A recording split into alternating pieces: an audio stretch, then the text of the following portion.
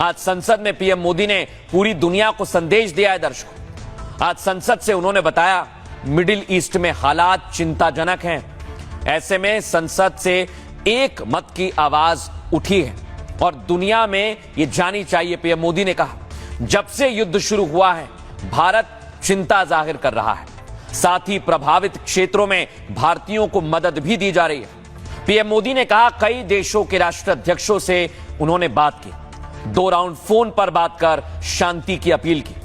इसके अलावा पीएम मोदी ने देशवासियों से भी आज अपील की है। उन्होंने आप लोगों से कहा है, ऐसे हालात में सभी को एकजुट रहना है, साथ ही किसी भी संकट से निपटने के लिए आपको तैयार रहना है, क्योंकि ईरान इजराइल जंग का असर लंबा चल सकता है। पीएम मोदी ने आज बड़ी बात कही, हमें कोरोना संकट की तरह तैयार रहना होगा। दर्शकों, आपको याद है ना कोरोना में क्या हुआ था? दुनिया भर में लॉकडाउन लग गया था और अगर यह देश परमाणु युद्ध की तरफ आगे बढ़े तो फिर वैसा ही संकट आ सकता है। सुनिए पीएम मोदी ने क्या कहा। इस युद्ध के कारण दुनिया में जो कठिन हालात बने हैं उनका प्रभाव लंबे समय तक बने रहने की आशंका है। इसलिए हमें तैयार रहना होगा, हमें एकजुट रहना होगा। हम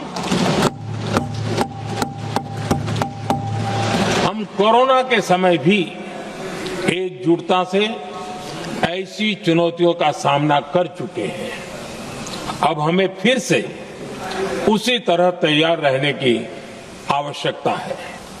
धीरज के साथ, संयम के साथ, शांत मन से हमें हर चुनौती का मुकाबला करना है और यही हमारी पहचान है, यही हमारी ताकत है। दर्शकों, चिंता की बात तो है, इसलिए आज पीएम मोदी ने संसद से बहुत बड़ी बात कही है। मैं आपको बता रहा हूं, पीएम मोदी लगातार इस पर बैठक ले रहे हैं। देखिए आप, मिडिल ईस्ट के हालात पर उन्होंने बैठक भी ली और बताया कि उनके पूरे कैबिनेट के साथी इस पर युद्ध स्तर से जुटे हुए हैं, काम कर रहे हैं। अगली तस्वीर दिखाइए, मूव कीजिए इसे। इधर आप देखिए दर्शकों, इंडियन नेवी ने भी आज वीडियो जारी कर दिया। अगर समंदर में गड़बड़ होगी तो इंडियन आर्मी की तैयारी क्या है, फुल फ्रेम दिखाइए जरा इस तस्वीर को।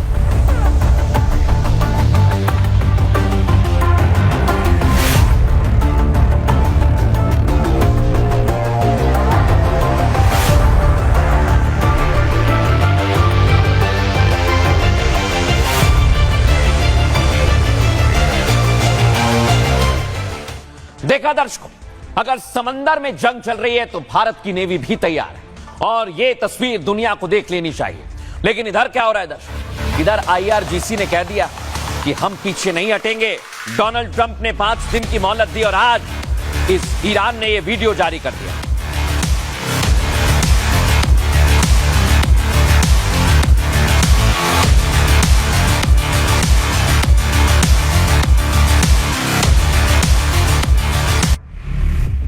अब दर्शकों आपको बताते हैं, ईरान चिढ़ाने में लगा इस युद्ध में। डोनाल्ड ट्रंप को चिढ़ा रहा है, मिसाइल स्पेन के पीएम का संदेश लिख दिया, तस्वीर लगा दी और फिर उससे हमला किया। जो आपको दिखा रहा हूं ये वही संदेश।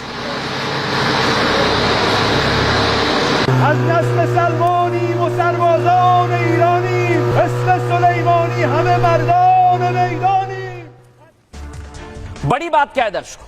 इधर एक दूसरे पर हमला करने को ईरान और इस्राइल तैयार है, लेकिन पीएम मोदी ने कहा है कि इस पर हमारी नजर है और देश में क्या स्थिति है दर्शकों, आपको और हमको तैयार रहना है, ये जान लीजिए। युद्ध में घिरने के बावजूद ईरान अमेरिका को चिढ़ा रहा है। जो देश ईरान के साथ है उसकी तस्वीर मिसाइल पर लगा रहा है और ईरान किसी भी हाल में युद्ध रोकने के मूड में नहीं है, यह समझ आ गया। इसी जंगी टेंशन के बीच अब भारत में मंथन होने लगा है दर्शकों। आपको बताएं, पीएम मोदी मैसेज दे रहे हैं कि युद्ध अभी और लंबा चल सकता है दर्शकों। ऐसे में किसी भी हालात से निपटने के लिए तैयारी की जा रही है। पीएम ने बताया, बीते दिन हॉर्मुज में फंसे कई जहाज भारत आए हैं। साथ ही कहा कि संकट के समय देश की एक और तैयारी है जो बहुत काम आ रही है। पीएम मोदी ने बताया दर्शकों इस प्लांट के बारे में, 11 साल में इथेनॉल के उत्पादन के बारे में और उसकी ब्रांडिंग पर अभूतपूर्व काम किया है। 1 दशक पहले तक देश में 1.5% एथेनॉल ब्लेंडिंग कैपेसिटी थी, जो आज पेट्रोल में 20% एथेनॉल ब्लेंडिंग के करीब पहुंच गए दर्शकों।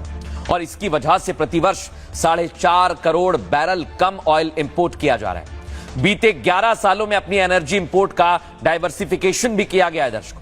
पहले क्या होता था, क्रूड ऑयल एलपीजी के लिए 27 देशों पर निर्भरता थी, इंपोर्ट किया जाता था। लेकिन अब जरूरत के हिसाब से भारत 41 देशों से एनर्जी इंपोर्ट करता है दर्शकों। और बीते दशक में भारत ने कच्चे तेल के भंडारण को भी प्राथमिकता दी है। आज भारत के पास 53 लाख मीट्रिक टन से ज्यादा पेट्रोलियम रिजर्व है। यानी आपको ना गैस की दिक्कत होगी, ना पेट्रोल की दिक्कत होगी। 65 लाख मीट्रिक टन की व्यवस्था पर काम किया जा रहा है, जो बढ़ेगी। यानी पीएम मोदी ने साफ कर दिया, दुनिया भले ही जंग में उलझी हो, भारत अपनी जरूरतों को पूरा करने के लिए हमेशा तैयार है और प्रोडक्शन बढ़ा हुआ है। आपको सुनवाते हैं पीएम मोदी ने क्या कहा, सुनिए जरा। आज भारत के पास 53 लाख मीट्रिक टन से अधिक का स्ट्रेटेजिक पेट्रोलियम रिजर्व है। हमारी तेल कंपनियों के पास जो रिजर्व रहता है वो अलग है। पिछले 10-11 साल में इथेनॉल के उत्पादन और उसकी ब्लेंडिंग पर अभूतपूर्व काम हुआ है।